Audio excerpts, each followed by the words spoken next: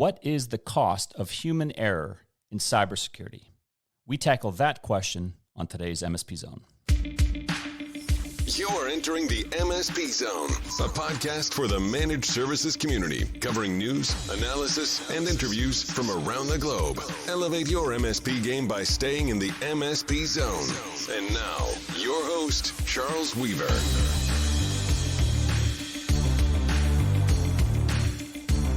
Welcome to the MSP Zone, where we talk about all things managed services related and nothing but.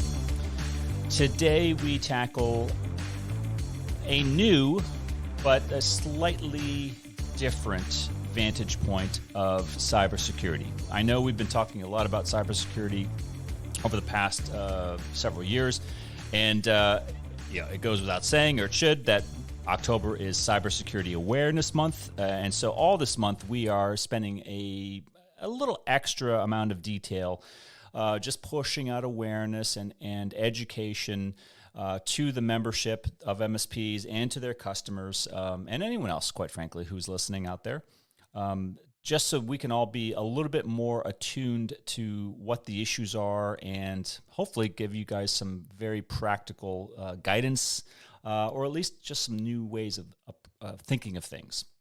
And that's why I'm pretty excited about this topic, because we spend a lot of time talking about technology, and technology is important. The tech aspect of this equation is undeniable. But today we're going to really be focusing in on the human side of security, cybersecurity, and the role that we as humans play in both allowing cybersecurity breaches to happen as well as preventing them. And that's why I'm pretty excited about the topic today. And helping me unpack and make sense of some of these somewhat complex issues is the Chief Executive Officer from Inky, Dave Baggett, is joining us. Dave, welcome to MSP Zone. Thanks very much. Great to be here. So I love the name of the company. It's awesome. Why don't you, for people who think something completely different, why don't you describe for the audience a little bit about what you guys are doing over at Inky and how that pertains to MSPs? Yeah, you can really think of what Inky does as falling somewhat in between a traditional secure email gateway that's blocking bad mails and a traditional phishing simulation program, which is trying to give users training by sending them simulated phishing emails. Inky actually annotates the real emails with training and guidance. We also block a fair amount of phish that gets through the secure email gateways. But that's in a nutshell what we do. We're trying to carve out a new space in between the two extremes. It's really about empowering the users. A lot of times people say users are the problem. It's human error. We actually think users can be empowered and be part of the solution, and that's what we're all about. So you are very unique, because you're not just doing the tech piece; you're doing the tech plus the learning or the education piece. Right. I mean, what we try to do is give users almost like a superpower. If you're an average user, even if you're honestly one of us who are cybersecurity experts, and you look at a particularly well-crafted phishing email, it's not obvious at all, even to a trained eye, that that's a fake mail. And one of the reasons that's true is that, think about, if I'm an attacker and I want you to think I'm Microsoft, what's the easiest way for me to do that? I take a real mail that I got from Microsoft and resend that to you, and then by definition, it looks visibly identical, right? And so we show the users, by virtue of embedding a color-coded banner in the mail with advice, we show them the things they can't necessarily see with their own eyes, like, hey, this looks like it's from Microsoft, but it's actually not from an authorized server operating on behalf of Microsoft. It also comes in the form of, this looks like a totally valid email, but it's asking you to wire money. Don't do that without confirming outside of email, like a real-time training policy guidance kind of thing. So, all right, so let's dive right in. I think that last point you made is incredibly important, and also maybe not made as much as we should, because I take your point very seriously, which is I've been doing this, for 21 years. You've been doing this for a long time as well. And pros in the business, if that's what we can call ourselves, even we get fooled, meaning that the tactics change. Is there something to be said for the fact that the training isn't for people who don't know? It's for people who know and don't know. It's to keep us sharp because we have to stay as sharp or sharper than the bad guys. Is that a fair point, or how would you? I think it is. Yeah, I think it is. And realize in the pandemic era where everybody's working from home, the attackers are exploiting the fact that, you're sitting at your desktop at home, your dog's barking, your kid's asking for lunch, right? I mean, you're distracted. So they're taking advantage of this. So this is giving people motivation to, in certain cases, slow down, consider what the mail's asking them to do, consider what the policy is, how to deal with it. Things like, hey, don't change your password based on an email either, that kind of thing. I think also it's fair to say that we're trying to use AI to create greater visibility. So if you think about it, and this is kind of a geeky example, but imagine if I play somebody in chess. I'm a pretty bad chess player, right? But if I play somebody in chess and I have a chess computer program doing move analysis for me, I'm an awesome chess player. We're kind of trying to do the same thing with empowering humans to be able to see and evaluate things in the mail that are not necessarily visible or obvious to them.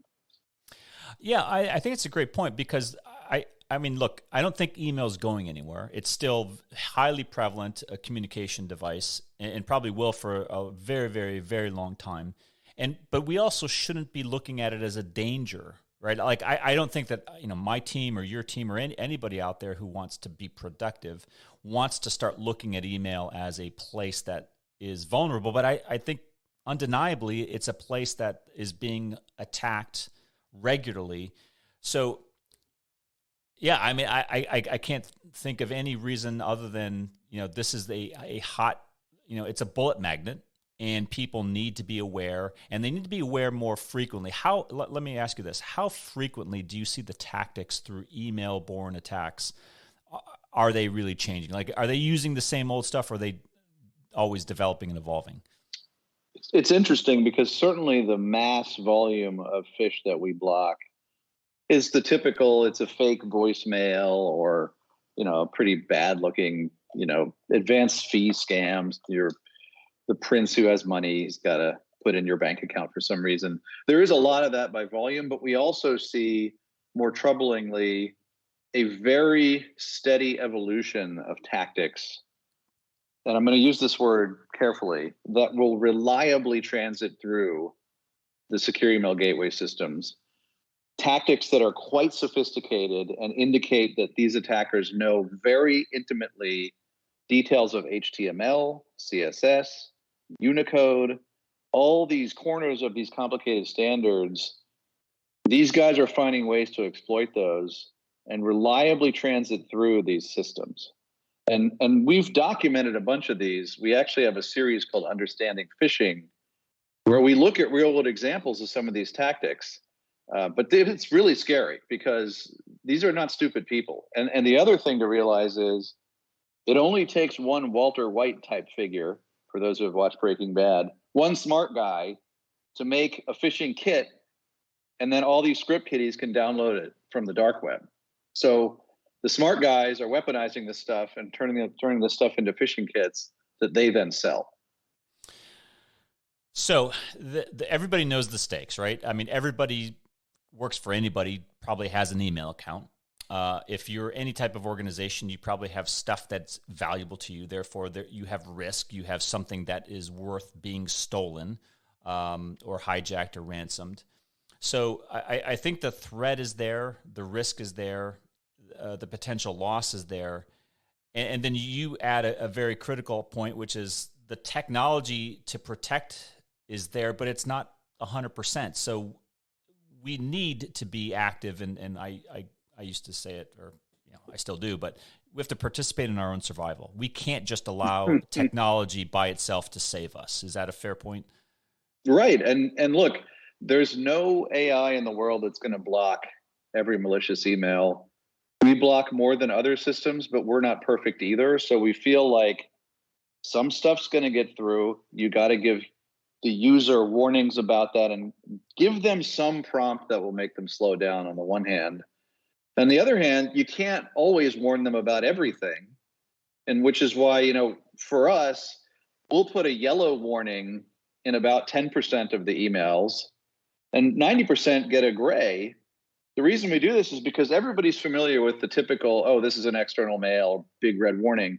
Guess what happens when you put that on 100% of emails? You just become blind to it, right? Yeah. So you got to give people, we found two things, honestly. One is you got to give people information they understand, even if they're not technical, and they view as useful, and you have to give it to them sparingly so they actually continue to pay attention to it.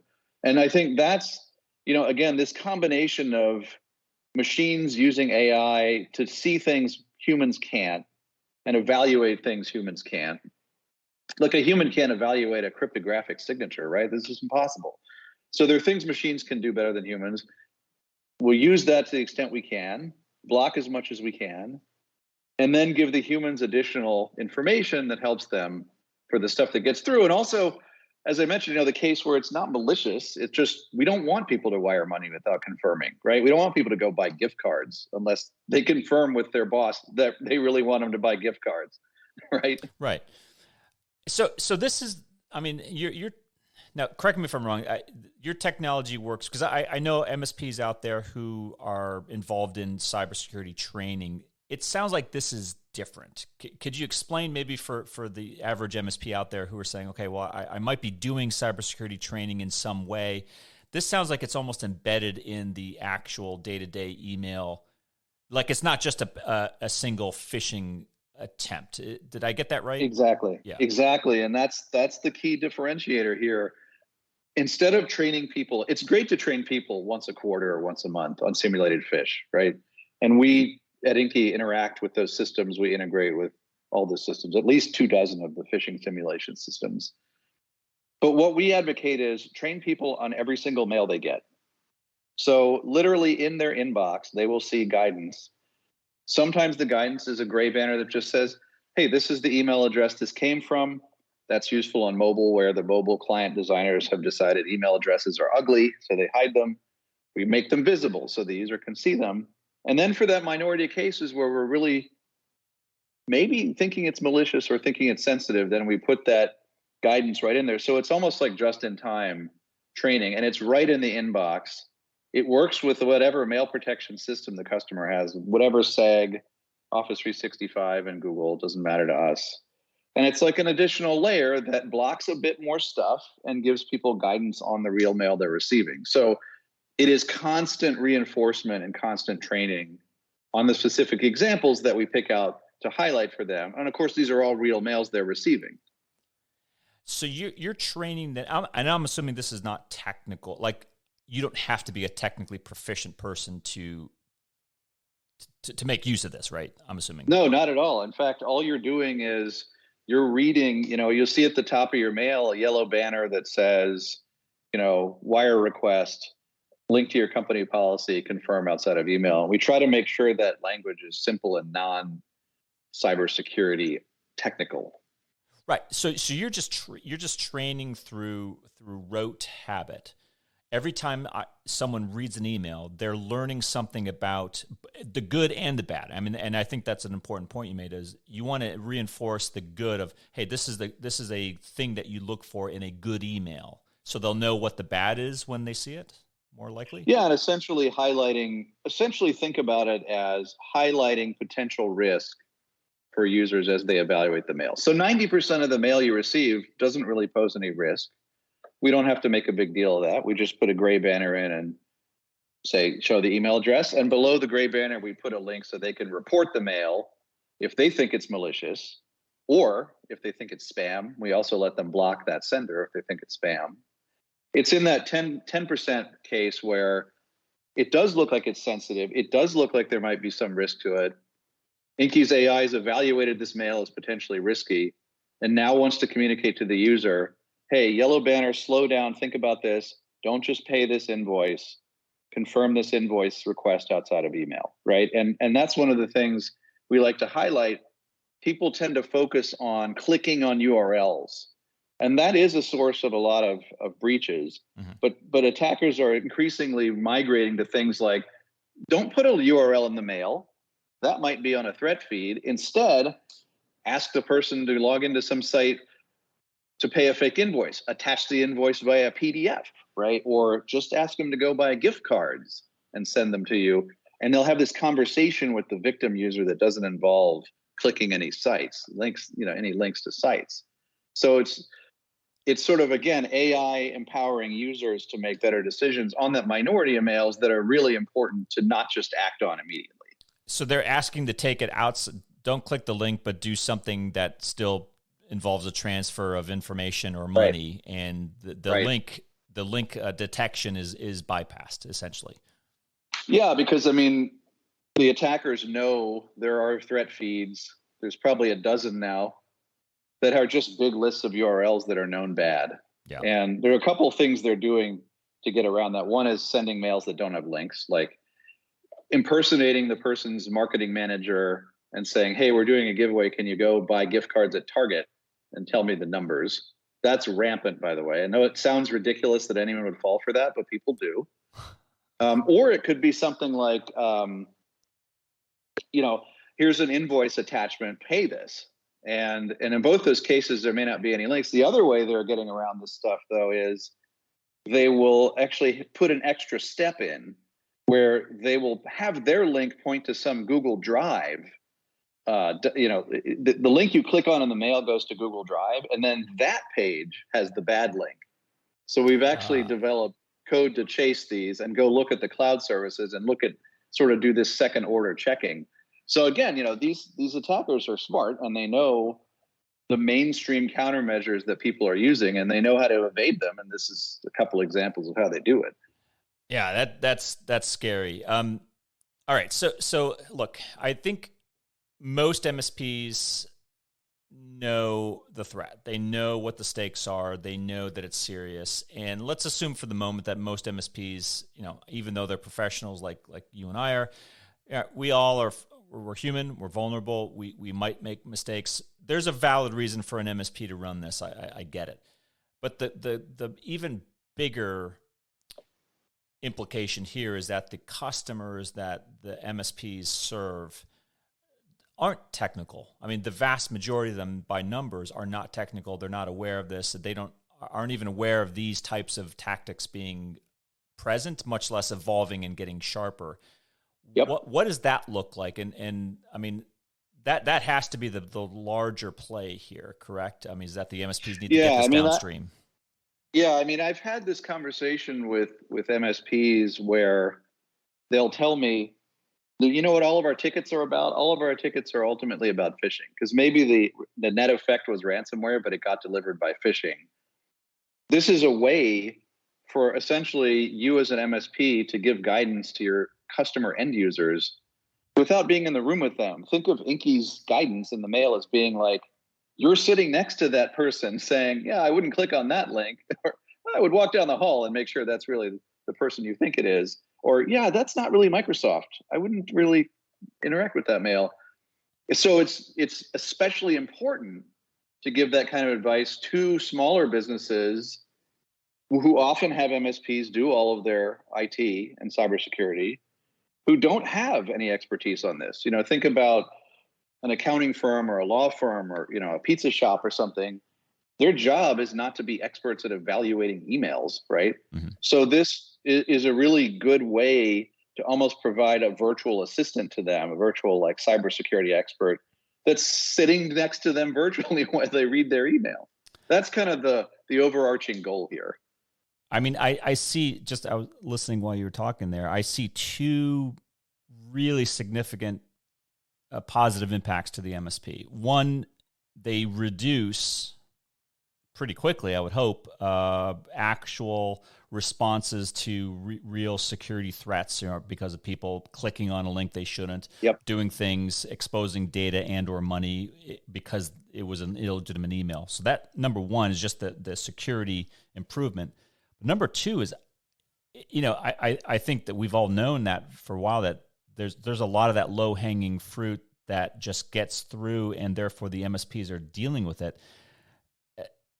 I would imagine that this type of approach would really reduce the number of tickets for simple things that would just otherwise bog down an MSP. I don't know if you've seen any data on that. Yeah, massively. And the other effect we've seen is, and I alluded to this earlier, we put a link right below the banner, whether it's gray or yellow or whatever, that lets the user report the mail. And what does that do? Well, it comes up with a page that's branded with the MSP's branding. And it asks the user, what do you think it is? Safe, spam, or phishing? And they can put a comment in. And here's the key thing. If they put spam, then we prompt them, hey, do you never want to get mail from this sender again? They can self-serve. It's a self-serve block list. And what we found is, both with MSPs and even larger enterprise customers, this massively cuts down on the burden that the SOC has dealing with just stuff that's like newsletter spam. Right. It's not Viagra pill spam that's going to get filtered out by Microsoft EOP. It's in some sense legitimate mail. People call it gray mail, but the user doesn't want it. So they don't know what to do other than, I'm going to report it. Well, this gives them a way to self-serve and stop that stuff and not clog up the ticket system with just spam. So, I mean, I don't know if your platform integrates with tickets, but I mean, I suppose it could easily transmit a ticket and transmit an email to a ticketing system. So, I mean, this is almost like it's an email specific, network operations center triage hotline. Yeah, exactly. And in fact, that report this mail link, it has two important functions. One is it's right there in the mail. Every user, no matter how technically savvy, knows how to click that link. They may not be able to find the toolbar button in the Outlook toolbar on mobile, but they sure can find that link.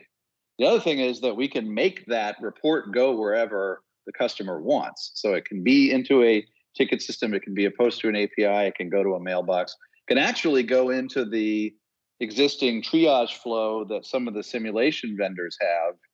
And in fact, Inky knows the difference between training mails and real ones, and the reports can go two different places. So it's a really, again, like a lot of this stuff is really conceptually simple and kind of obvious in retrospect, but it ends up being a lot more powerful than you might imagine, especially in a world where, and this is one of our themes at Inky, everybody's on their mobile device all the time, right? The idea that you're on a desktop is kind of like, well, I might be, but I'm usually not. Right. Usually I'm in the Uber. Everything's got to work first class from the mobile client. That's one of the things that we established for ourselves from the beginning. I love it. Yeah. So, I mean, it makes sense to me. What in your opinion should the MSPs be looking out for when it comes to security, but specifically email security? Like what keeps you up at night? I mean, this ransomware problem is, there's ransomware as a service now. You don't even have to be the criminal yourself. You pay other guys as a service to be the criminals for you. And guess what ransomware generally comes attached to? Fish. Right? So one of the things we found is it's actually a lot easier from both a conceptual and a computational cost standpoint. It's easier to identify ransomware because it's attached to a fish. In other words, it's easier to identify, hey, that mail's a fish. It's not really from Microsoft. It's not really from your CFO. That's actually easier than trying to determine, given an arbitrary attachment, is it ransomware? So we're blocking a ton of this stuff. I would say, you absolutely need to put additional layers in to block these bad mails that come in, because they're the ones that are going to nuke your customer. They're the ones that are going to have ransomware in them, and it's incredibly hard to detect what an arbitrary attachment will do, right? Even sandboxing, we know that sandboxing, the attackers have workarounds. For example, they'll just put code in that says, oh, well, I won't do my bad thing for the first 24 hours because I know I'll be running in a sandbox. I'll do it after the 24 hours. Right. There's all kinds of trivial ways they work around this. What they can't really work around is Inky's ability to detect forgery. In other words, we've really invested in this ability to detect, is the mail really who it appears to be from? Whether that's a brand like Microsoft, or that's a person. In both cases, we can, and this is sort of, again, augmenting the human's ability. Inky knows, well, that's not something that that person would ever write. So it's probably not them. Or, that came from a mail server that's not a Microsoft one. It's definitely not Microsoft. And that's just something people can't do, right? I mean, it's like not possible for humans to do that perfectly. So I would say, for MSPs, this solves two problems. One is the biggest vector, according to the Verizon report, I think it's like 91% of breaches start with a malicious email. Mm-hmm. It helps address the biggest vector. It also helps address a problem that the end users are aware of and maybe asking about, because you don't have to be a CISO of a multinational bank to understand you're getting phishing, right? Everybody knows what phishing is now. So again, this is not a replacement of legacy email security technology. This is an overlay to add some email security, certainly, but also to add a significant level of, as you put it, real-time cybersecurity training. Yeah, it can be either, actually. It depends on the customer. And we do work with all of the mainstream secure email gateways. We also have customers who just have Microsoft EOP and Inky. They don't have a secure email gateway. We have the detection capabilities of a secure email gateway, but we don't require people to turn theirs off if they already have one. Got it. Okay. Jay, I just want to make sure that, because I think that you can never have enough security, and I think multiple layers of redundancy is always a good thing. But it's such a unique concept of adding the educational component to it that it turns all of those. It turns every end user that used to be I suppose they still are, but that used to be a point of concern for the MSP and that organization they work for. Sure. But it now turns them almost into well-informed stewards of the corporate network. Yeah, and a couple other things on that. They also, the users, see this. Unlike a lot of security, it's right in their face. It's visible. They see it in every mail.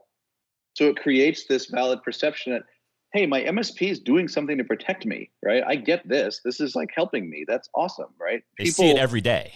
Yeah. They see it every day and they get what it is. And it's not annoying because we make sure that they don't get yellows on more than 10 or 15% of the mails, right? So they get the value immediately. The other thing is that we're kind of seeing a shift a bit away from the secure email gateways in the sense that a lot of customers, MSPs included, are moving to, it's really O365 first, right? So now Microsoft's my MX gateway. I get EOP for free. That deals with a lot of the kind of Viagra pill spam kind of stuff. What we're doing here is leveraging all that O365 infrastructure. So one of the things that's different about Inky versus a secure email gateway, we don't have a separate quarantine. It's just the Office 365 quarantine. We don't have a separate authentication. When your admins go to authenticate and manage Inky, they do so with their Microsoft credentials. It's almost like it's part of O365, and that greater, tighter integration really appeals to a lot of our customers. It just makes it super easy for them to manage their stable of customers. We also give them a bunch of tools to visualize the threats and actually understand what's going on and set policies, because a lot of the complexity in mail protection comes down to, yeah, well, this guy's in finance and he doesn't want to get the wire warning, so can I turn it off for him? Yes, you just go in here and you can turn it off for that person, no problem. There's a lot of this kind of policy stuff that's very easy to do, both specifically for an individual customer and then like hierarchically for subgroups of your customer base. And that's something that MSPs really love also. It just makes it a lot easier to manage a stable of customers. Well, I hate to say it, but you probably know this as well as anyone. The big targets are often the C-level executives, right? The CEOs on down are the ones that they're spending the most time, the cyber criminals, that is, crafting these well-designed emails to circumvent their better judgment to do things. And I don't know if the CEO just says, "Well, our tech guys will catch this," but I think we've known for a while that that's been a sweet spot for the bad guys. It's even scarier than that, because now we have proof that the attackers are running bots to scrape LinkedIn to gather org chart information with which they target phish. So they'll target phish, for example, to my employees at Inky that look like they're from me, and they have my signature, which only appears on LinkedIn. I'm founder and CEO of Inky, whatever. We have proof that this stuff's all completely automated. And of course, we call them VIP impersonations. That's sort of a whole separate topic. We have a bunch of ways to block those before they even get to users. So those generally users wouldn't see them. They would go straight to quarantine. Yeah. But you're absolutely right that the impersonation of the VIPs in the organization is incredibly common. It also highlights something that, MSPs probably know this, but it's worth telling them telling their customers. And I say this to even consumer, news reporters and things. Anything you put on social media, attackers will use against you, right? It's a good point. It's all out there for the taking. It's a good point. It's just information, right? Stuff they can use for their portfolio on how to approach you. So Dave, I got a question. Are you tracking any data about the impact of this technology on the MSP and their customers? Are you seeing any anecdotal or actual data that says, all right, this is having an impact and like that? Yeah, in fact, we had anecdotal data for a while. We started actually gathering empirical data. For example, we would have a prospect or a customer measure the click-through rate before Inky banners and after. And we've seen cases where it's dropped by an order of magnitude, like 40% to 4%. So we have and usually it's not that dramatic, but it's usually quite material. We've actually commissioned a university research study to scientifically measure the effect of this. And it is quite material. And, that could be a little surprising. I guess even to me going into it initially, I really wasn't sure how much it would cause people to alter their behavior to do this. But it actually is very material. It does really, if you do this right, it does really mean that people will slow down and not take actions that, you think about it as clicking on a link, but it might also be paying that fake invoice, causes them not to do that stuff. And it is very material. I just like the idea of somehow, just thinking of these things as you're talking, I like the idea that instead of users thinking that, we have an MSP or we have tech that is guaranteeing that every email I do get is safe, therefore I can do whatever I want to because it got through whatever the system is, the gauntlet. I like this system because this concept is education plus technology where the end user becomes smarter and more aware. And I think they all need to be aware. They can't just all outsource this risk to the MSP and the technology because that's not right. Yeah, and it's also, like I said earlier, and I'm sure the MSP community has quite a jaundiced view of cybersecurity providers who come and say, "Oh, we block everything." Anybody who tells you they block everything is either delusional or lying to you. Right. So you cannot rely entirely on the machines to block all this stuff. A particularly difficult case is the account takeover scenario. For example, your customer's user gets an email. It is from the real email account of someone they've interacted with at a vendor, but it's been taken over. And now that person is sending a fake invoice, acting like it's a real invoice. That's an incredibly difficult case for any algorithm, any human or machine to detect because it's coming from their real account. Yeah. And what we do is we'll look at things like the style of their writing and use of punctuation and so on. And you might think, well, gee, that sounds hard to do perfect. And it is. You can't do it perfectly. And that's why often, we'll say, hey, we're not sure this isn't your vendor, Sally, but it sure looks weird. So this is a potential sender forgery, big yellow banner. Right. So we're not saying we know it's not Sally. Just be on lookout. Saying, this sure looks weird. Maybe Sally just didn't have her coffee. But maybe don't just do what this says right away, right? Well, it gets to that education component, which I think is really helpful. So quick couple of last questions because we're running out of time. The type of MSPs you are typically engaging with, all sizes, enterprise to SMB, who's buying this right now? It's really absolutely all sizes. I mean, again, you don't have to be a CISO of a multinational bank to know you have this problem. But if you are one, you know you have this problem, right? So it actually is, and it's one of the reasons that I kind of got into this problem area 5-6 years ago now, is because it has such broad applicability. Everybody knows what this problem is. It's not obscure. It's not a big company only problem. So it's really appropriate for all sizes. I would say it especially resonates with smaller and mid-market companies where they may not have huge amounts of training and guidance and policy and so on. Yeah, I definitely could see that. Final question.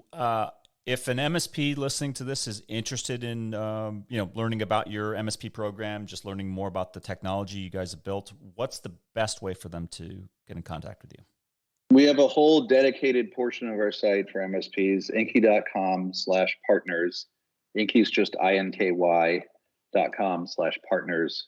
It's all on there. And we've invested really heavily in not only having an easy to use MSP experience, we're easy to work with, but also, we provide good margins to our MSP partners. So definitely check us out there. We'd love to work with you. Well, I love the name. I said that before. It's just an unusual name for a high-tech company, and that rarely happens these days. So, congratulations on the innovative name. Inky is the name of our octopus mascot who eats the fish. I love it. Well, Dave, thank you very much for coming on the program and just kind of sharing your story and what you guys are doing. I mean, anytime you guys have updates, please let us know. We'd love to have you back on the MSP Zone, and continue the good fight, because I think this is really helpful that as many people as possible need to be educated on what they're facing, and they always need that constant reminder. So keep up the good work. We will. Thanks very much, and it was great to be here. Really enjoyed it. All right, my pleasure. Dave Baggett, CEO of Inky.com. Go check him out if you're an MSP and you're looking to add that layer of security and education to your customers. Might be something that you guys can use and put to good use. Until next time, it's been Charles Weaver with MSP Zone. Thanks for listening. If you enjoyed today's episode, please give us a like. Make sure you are subscribed to the podcast so you will get notified when future episodes are released. We will see you next time in the MSP Zone.